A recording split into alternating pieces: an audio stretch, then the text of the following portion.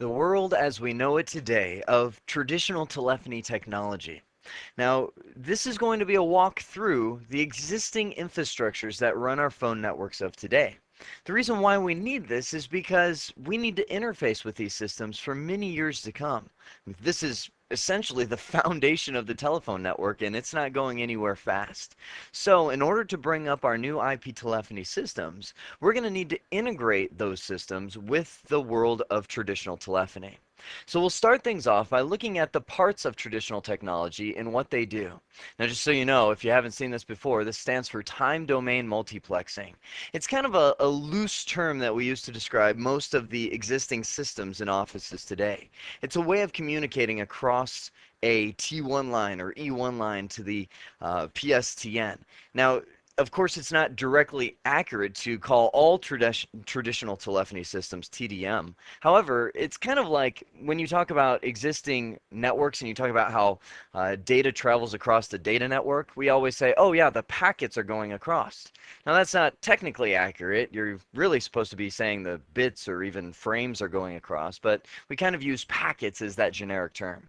Well, that's kind of how I describe the old world is the TDM. And I've got to stop saying that. I keep saying the old world. And it's not the old world. It's been around for many years, but it will be here for many years to come. We'll also look at the infamous central office in the CO and take kind of a little tour through what that looks like. I've actually had the opportunity to go through many COs and see from the very low end up to the very high end. So I'll tell you what those are all about. PBX versus key systems. What are the differences? What are the key strengths of each?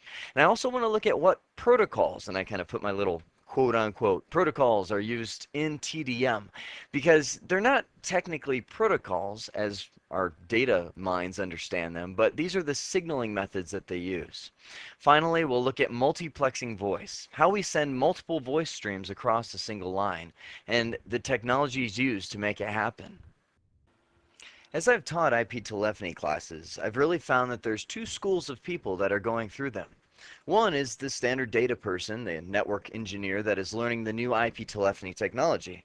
The other is the PBX person that is looking to add to their skills of telephony by moving into the IP telephony world.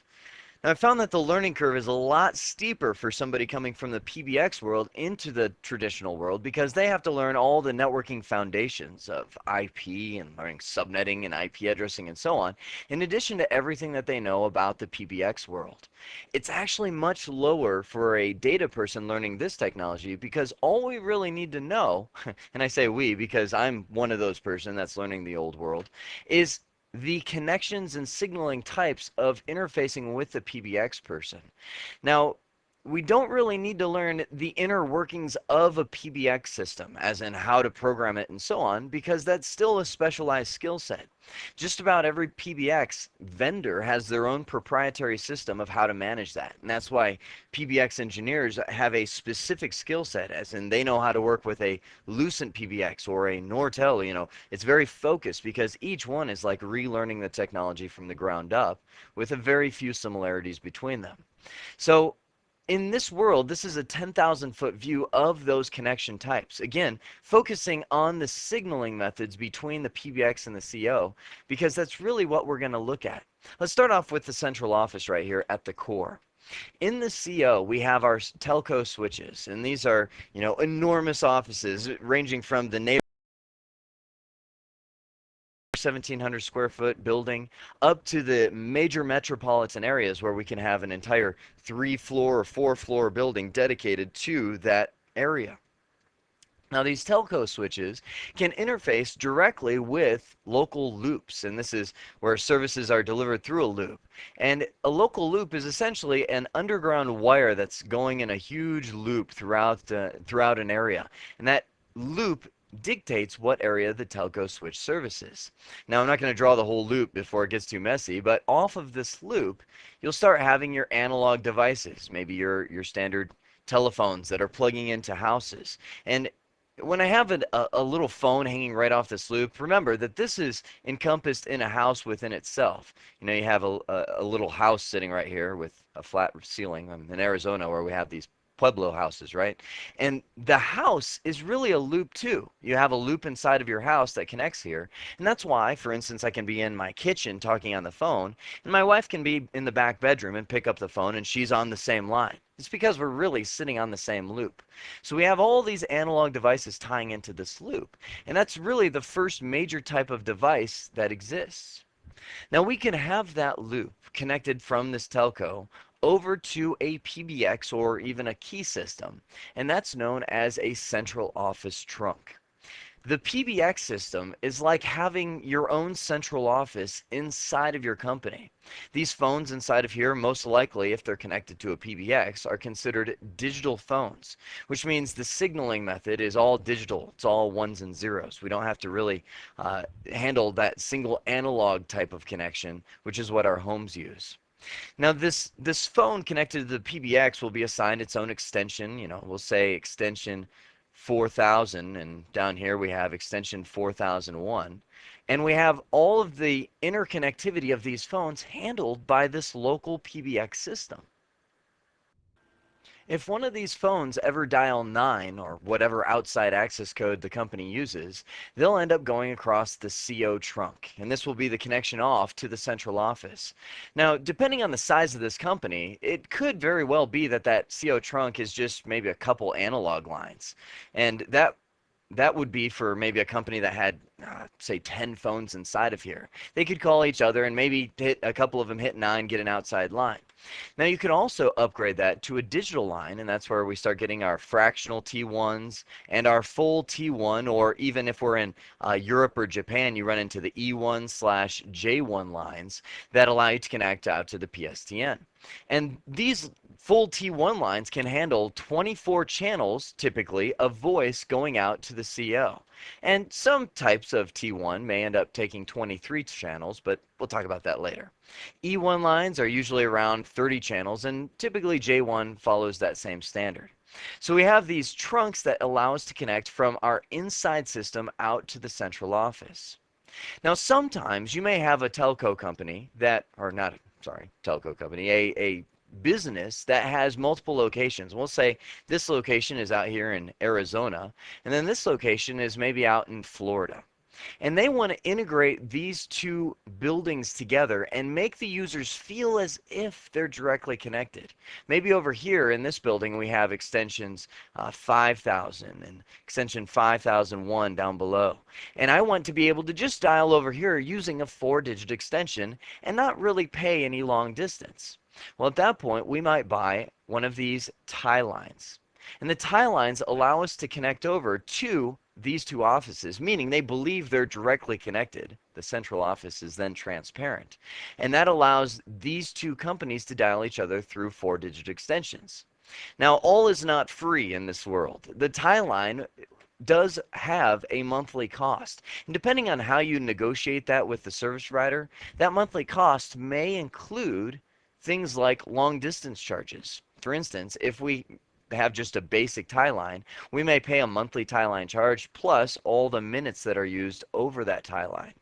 If we're a big enough company and have a large tie line between those locations, the long distance may be wrapped into the monthly charge of that tie line cost.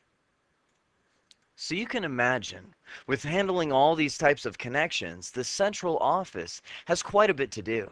Now, I have the wonderful experience of working with a company back in the day that was called US West. They're now called Quest. But I actually had it was about an 8-month contract with them where I trained their technicians on how to install DSL service when DSL had first come out. So I got to travel all around the west coast of the United States, going into all these central offices and provisioning lines and so on. And before I had that opportunity, I just kind of imagined this central office as maybe as many of you do, as this cloud. And it was kind of like the magic cloud. It just makes you connect to services through the telephone company. But after going in many of the real upper end and many of the real low end central offices, I now have a really good idea of what happens in that mystery cloud. This is a picture down here that I had of one of the central offices I walked in. This was actually one of the smaller central offices that ran a residential neighborhood. The building was, I would say, about 1,000 square feet, and was, had a small little lot that it was on, a parking space for 2 or 3 people that could work at this. And we walked into many of these different central offices. There's usually one person on staff there that typically, not to give them a bad name or anything, but they had their feet kicked up on the counter and they were just munching a sandwich or something like that. And they were just watching a monitor and doing just standard day-to-day stuff of bringing these connections up. Now, in this central office, this is pretty much the central office that managed the connections for a local loop. For instance, this would be a neighborhood connecting out here of, maybe 1,000 people or 1,500 people or so that were all starting to come off of this local loop. Now, one of the things that coming straight from that DSL category, one of the things that you had to be sure of is if somebody wanted DSL service and data connections on that central office, they had to be a certain distance from the central office, like right about here, would be the cutoff point. And these people couldn't get DSL service, and these people could, because you could only get so much bandwidth squeezed through the line before the signal starts to degrade to the point where it can only handle basic voice service. And I'll talk about why this is. I'm telling you this because later on we'll talk about the technology they use to squeeze those frequencies across that line. But this central office managed all these different functions that pretty much drive your phone service of today. I already talked about managing the local loop, which is, connecting to all your houses and providing that phone service inside of each one of those houses. They had the call routing that they would handle. And this is where when you dialed a call, it would come into the central office and they would have essentially the database of databases that connect them to the rest of the central offices all around the world.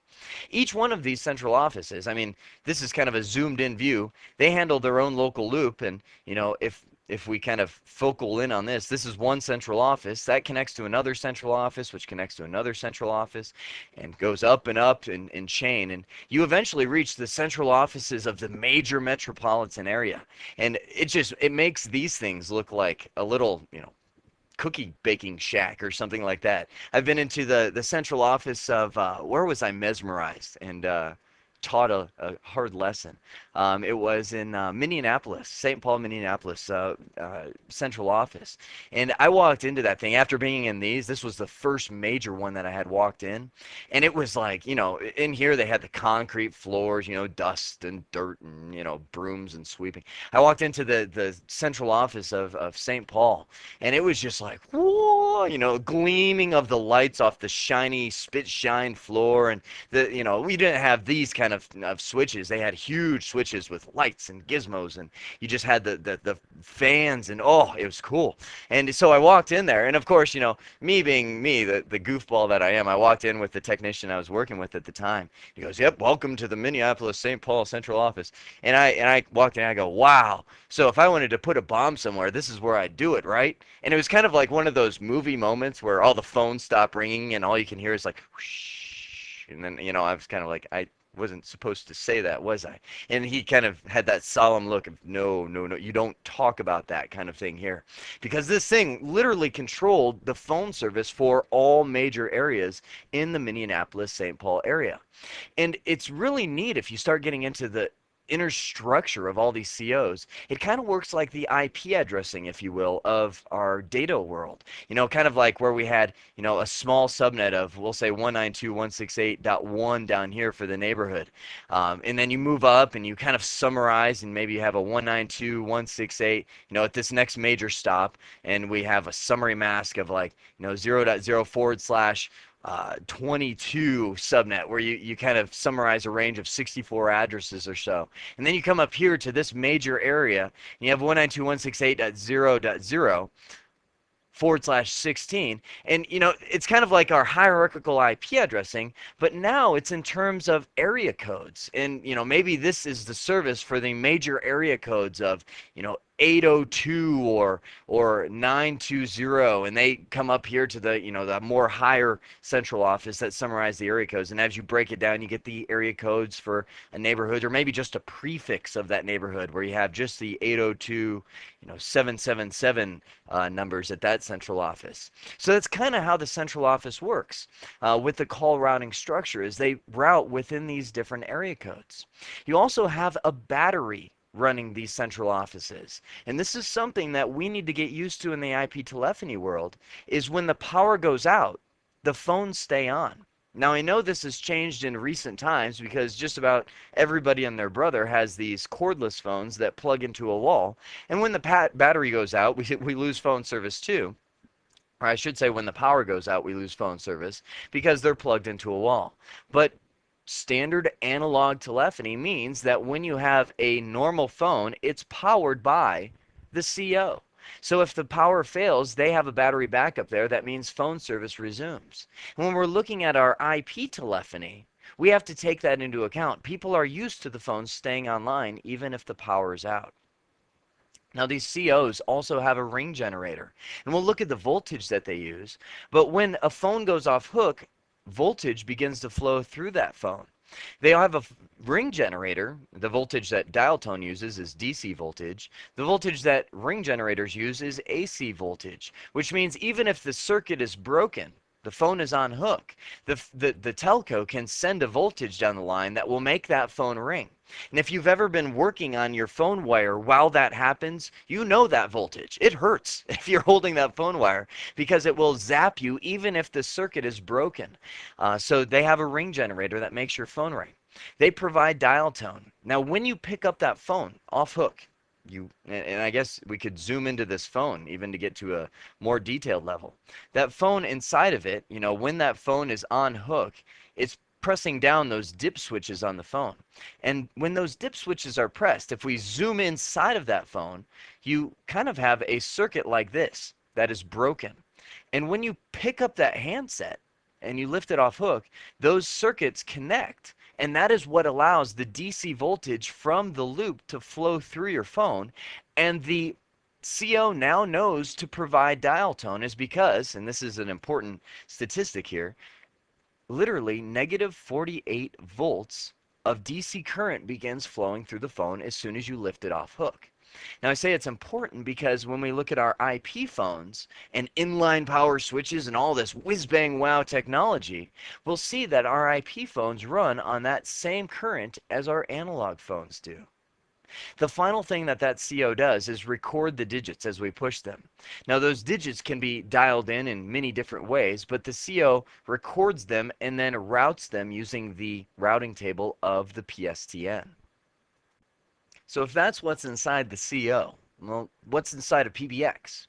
Well, essentially a scaled down version of a CO. The first thing that you'll notice if you open up a PBX, and by the way, this isn't what all PBXs look like. This is just one of many different shapes and sizes that they come in. This is a fairly large one. Inside of this PBX, the first piece that's inside of the backplane of that is the control complex. And essentially, this acts as the brain of the PBX. So inside of here, you'll have all the route functions, the call processing, the dial tone generator, the yada, yada, yada, everything that we talked about in the CO. You have cards, and these are your card slots here, that act as line cards. And these line cards will usually have a connector, depending on the size, but they'll have a little connector on there, or sometimes the card will have two connectors, and it will run off and run down to a connector right here to a patch panel. And this is, a punch down block that will go to our individual wall jacks where these digital phones connect. Now, these cards are usually called, or I shouldn't say the cards are called line cards. The connectors on these cards are usually called amphenol connectors.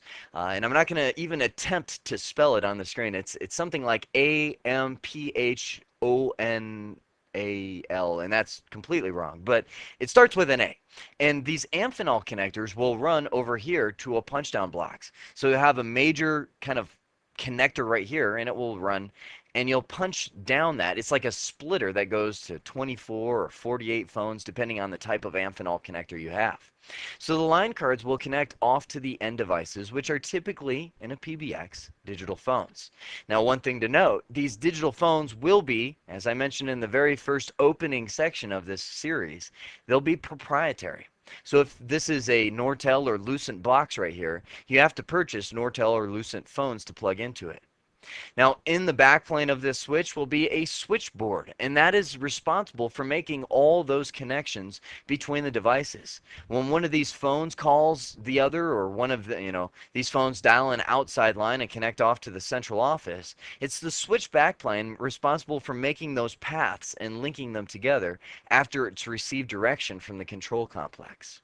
Now, of course, these devices will have one or more power supplies and fans to make it run. And this is getting into the good side of the PBX. The power supply will typically be redundant and connected to a battery backup.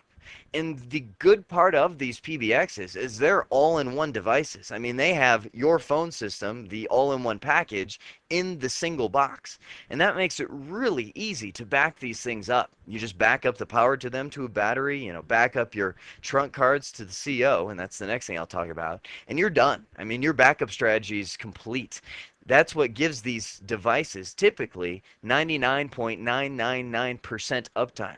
They call it the 5 nines, which means you have somewhere around 5 minutes of downtime per year, which is, I mean, compared to the data world, that's insane. I mean, it's very hard to reach that in the data world. But as we get into it, I'll show you ways that we can approach it. Finally, the trunk cards are cards that will connect off to the central office. And these are the cards inside of this PBX that will have your T1 ports, or your analog trunk lines, or your fractional T1 ports to give you the outside connectivity. Now, these trunk cards, let's say we have a T1 line that's 24 channels. Each one of those channels consume 64 kilobits per second of bandwidth. Now, that's a familiar term to us IP telephony folks, because that's, in the data world, a DS0.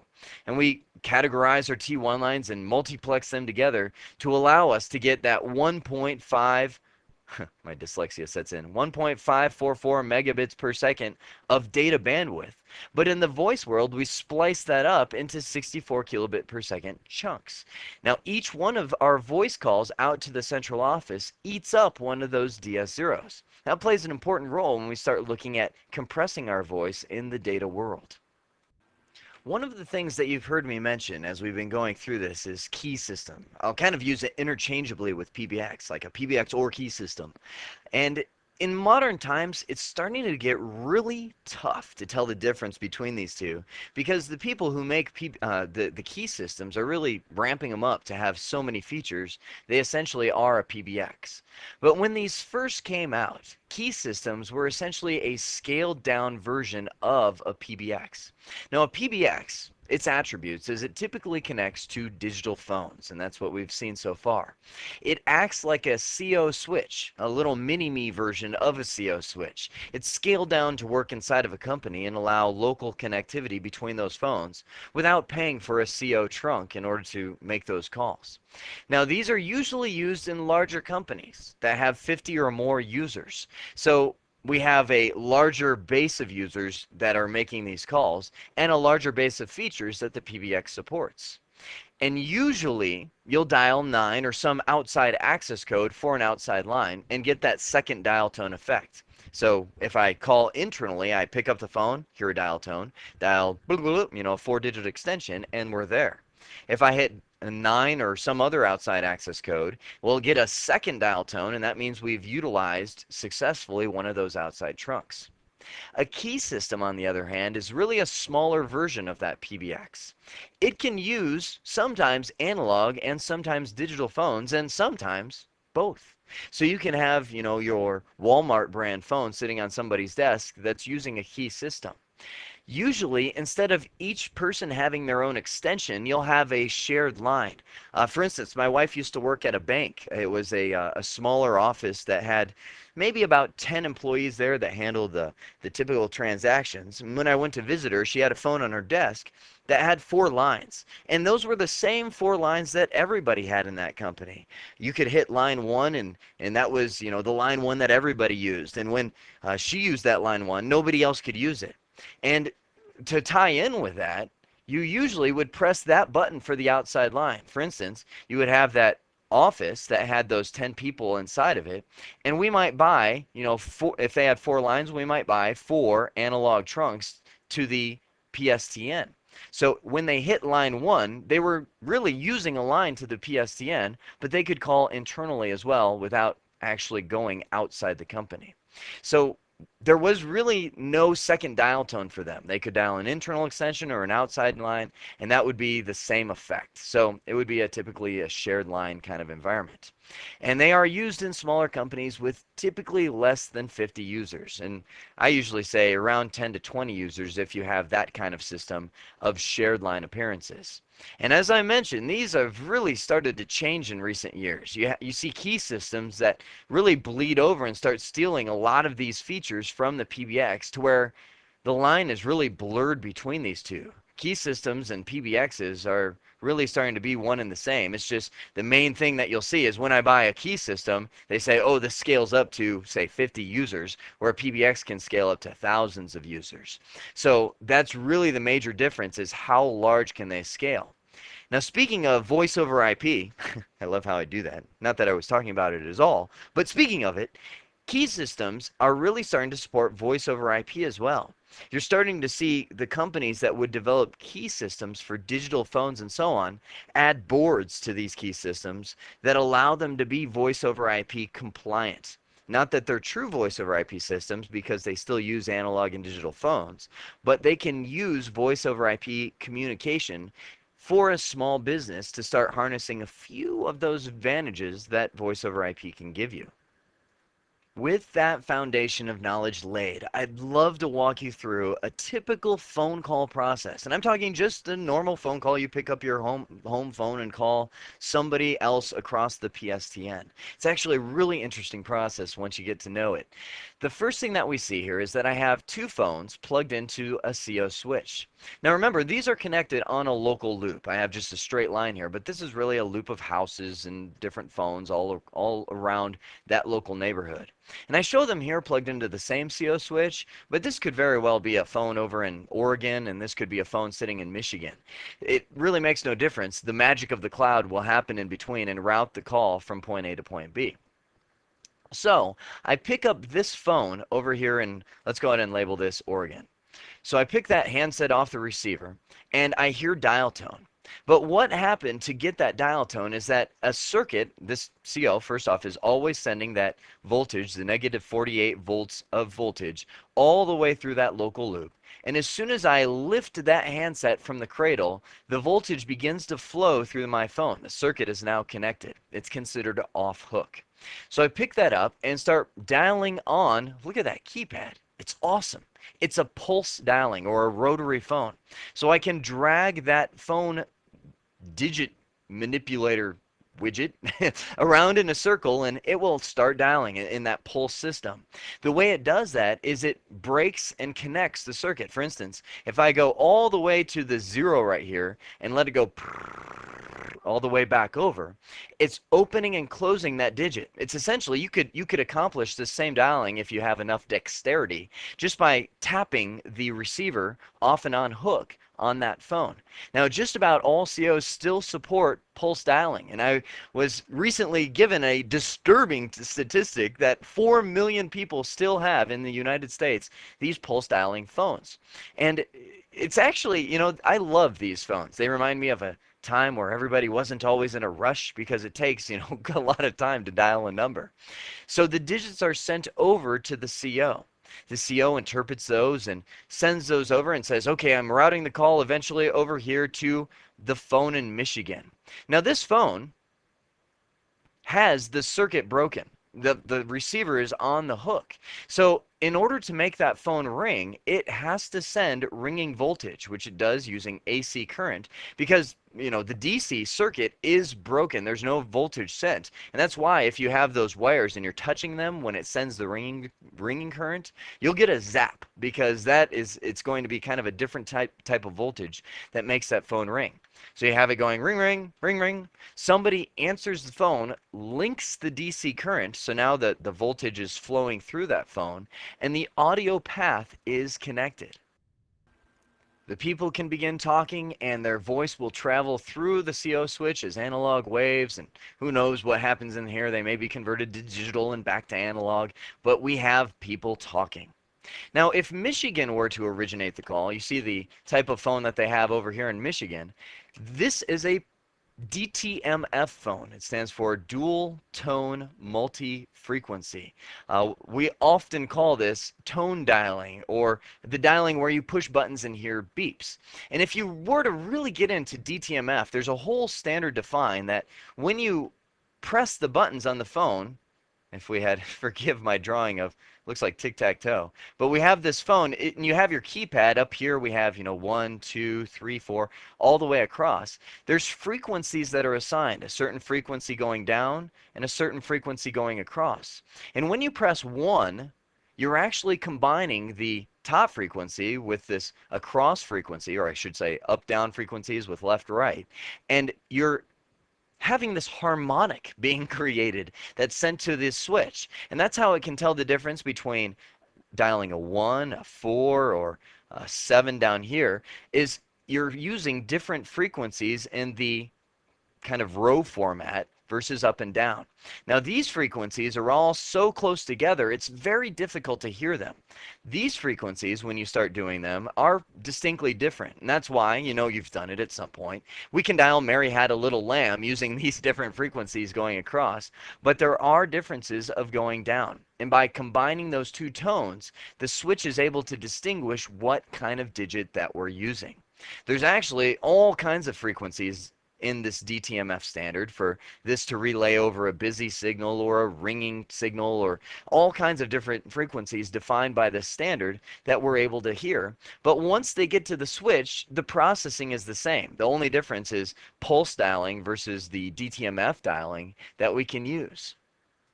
So that is how a connection happens between two analog phones connected to the PSTN. Now, in a business that's running a PBX system, you typically won't bring in a whole bundle of analog lines just because of the sheer amount of wire that you'd have to have, because each analog line only handles one call.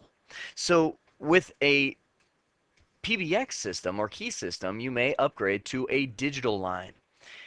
And that includes all of those types of lines that are things like T1 lines or E1 lines or fractional T1s or E1s. Or you might end up with a ISDN BRI connection or even a PRI connection. Now I know you might look and go, well, wait a sec. With digital lines, you have T1 and you have PRI. Aren't those the same? Well, kind of, in the sense that they're both digital lines and they both have about the same amount of bandwidth, but T1 uses a signaling known as CAS. And that's why a lot of times you'll hear people say T1 CAS to designate what kind of digital line they're talking about. PRI uses CCS. Now, the thing that dictates what kind of digital line you'll use is typically the CO service provider or the type of connection you're getting at your location, and the PBX vendor. They may only have CAS interfaces for the PBX, or they may only make CCS. Now the difference is this. With T1 CAS, a lot of people call it RBS. That stands for robbed bit signaling. See, when we use a digital line, use a type of multiplexing known as TDM. And forgive me, I'm tying together a lot of acronyms and a lot of concepts in one slide here. What we have is in a TDM or time domain multiplexing, each voice signal gets its own time slot. Meaning, this T1 line that I have here is really a bundle of 24 individual DS0s or channels that we can use. And the way it splices those into a single line, I mean we only have one physical line plugged in, is it splits them up into little time chunks. So as you have, let's say we have 24 calls going out on that PSTN all at one time, you'll literally divide it up into time slices on that line. So each time slice will be a chunk of audio. So we have, Mary up here talking to Mary's, father over here connected to the PSTN, and she is in time slot 1. Now, every single time it runs through, I mean, these time slots are going like 1, 2, 3, 4, 5, all the way up to 24. Start over. 1, 2, 3. It goes through this really quick time slice scenario. So maybe, Mary says, "Hi, Dad, how are you?" And if we could divide it up like this, I could say, "Hi" gets put into this first chunk right here. After this 24, you'll have a 1 starting over. Dad gets placed into that. And this is moving so fast, each one of those time slots are spliced together. And by time Mary's dad hears it out here, he hears, "Hi, Dad, how are you?" through all these time slices being combined back together at the central office.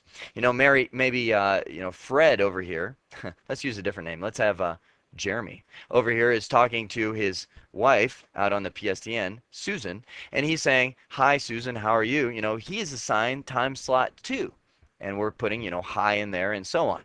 Now, every single one of these time slots are assigned a specific time. That's why they call it time domain multiplexing. And even if there is no conversation, let's say Mary and myself are the only ones talking through it right now, even if there is no conversation happening, still time slot 3, 4, 5, all the way up to 24 still are assigned their same time chunk. Even if they're blank, they end up at the central office. They're not in use. They're assigned a specific interval on that time or on that line that they use every single time they communicate, whether it's blank or whether there's actually audio in there. Now, these T1s that are using CAS and Rob bit signaling mean that inside of that time block, each time block has how much bandwidth? Remember? 64 kilobits per second. Well, technically speaking, all 64 kilobits per second is not used by the voice.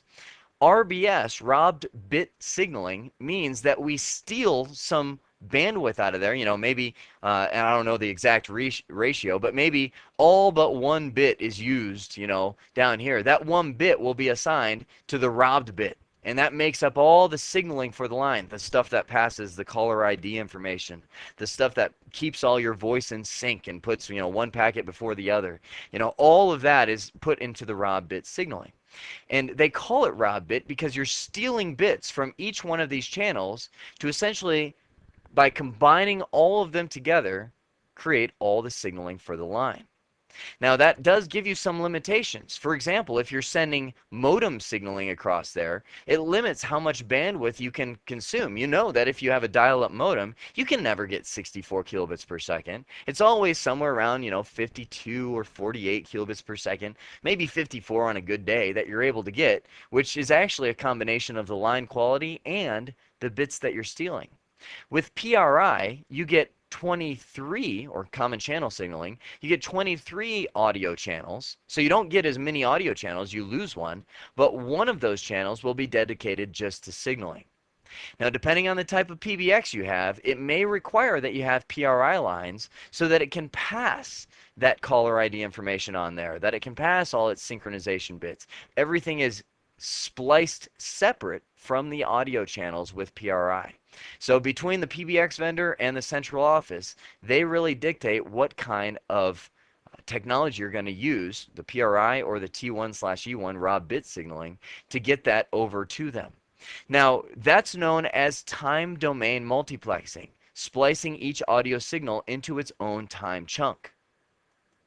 The other type of multiplexing that has been developed fairly recently in telco terms is FDM, which stands for frequency division multiplexing. Now, this isn't usually used on PBX systems. Just about all PBX systems and key systems use TDM, which is why that's the term I use to relate to all the legacy, or I should say traditional, telephone equipment is all kind of TDM based. But frequency division multiplexing is used usually on your analog connections from the central office to a home. Now, that's not my home, that's a dream home. Obviously, it's not in Arizona because there's this green stuff. Some people call it grass. We don't have that here. In FDM, you have your analog connection, and this is your local loop from the central office going to your house. And have you ever wondered, how you can get over your standard phone line, your internet service, and your cable TV all through one pipe? Well, they do that through terms of frequency. The phone and all your voice communication only takes up a small frequency on your line. And if you want to pull up FDM on Google or something like that, you can actually find out the frequency ranges each one of these uses. But with frequency division multiplexing, they have all of the phone communication down at a lower frequency. If you subscribe to DSL for your high-speed internet connection, they allocate another frequency range above that for your DSL links. And that's, they send all your high-speed internet over that frequency, and that is what the frequency your DSL modem uses to communicate. Now, you might have also noticed, if you've had or have DSL connection, you may have noticed that every single phone in the house has to have a little adapter plugged into it. Or now, to save on adapters and save on tech support calls, a lot of the telephone companies have started putting that adapter out at the box on the outside of your house that splits the signal and filters out the internet, because the phones, the phones that you have aren't really set to only use this frequency that you have right here. They're set to use, the whole range. So a lot of times when you sign up for DSL, you'll start hearing this hiss on the line or this kind of scratching in the background. And so they'll put filters on the line that only let it listen to the frequencies that it's meant to. Cable TV that they're sending across your phone lines now is just another frequency that they have right at the top. And that's a range in itself that your cable TV box will be able to tune into. Now again, this is fairly new, and it allows you to have a single line that uses all those frequencies, and there is more frequency ranges that they can expand into as newer services come out. That allows a single analog line to have multiple signals sent across it without them interfering with one another. Well, I hope you've enjoyed the walk down traditional telephony lane, as we've taken a look at all the parts of traditional telephony and really defined what they do. We saw connections to the central office. We even explored the infamous central office and what it does, looking inside of the CO switch and how it routes some of the connections that we're going to form. We also looked at the PBX versus the key system, the PBX being the larger system for companies over 50 users, key system being under 50 users, allowing you to pretty much manage your own phone system within the office. The key parts that we really focused in on what the protocols are, or what signaling standards there are in the time domain multiplexing world. The reason I say that's so key is because the rest of this course is going to be focused in on how to interface with this traditional world and what kind of interfaces we have that will allow us to speak the language of the traditional world. Finally, we looked at the two multiplexing standards that are out there today for voice. The one primarily used in our digital market, which is TDM, where each voice slice or each voice channel has its own time slot that's always there, no matter if there's voice in it or not. And that's how it separates each of those channels when it arrives at the CO. We also saw FDM, the frequency division multiplexing, where we use frequencies to separate the different signals across analog lines. I hope this has been informative for you, and I'd like to thank you for viewing.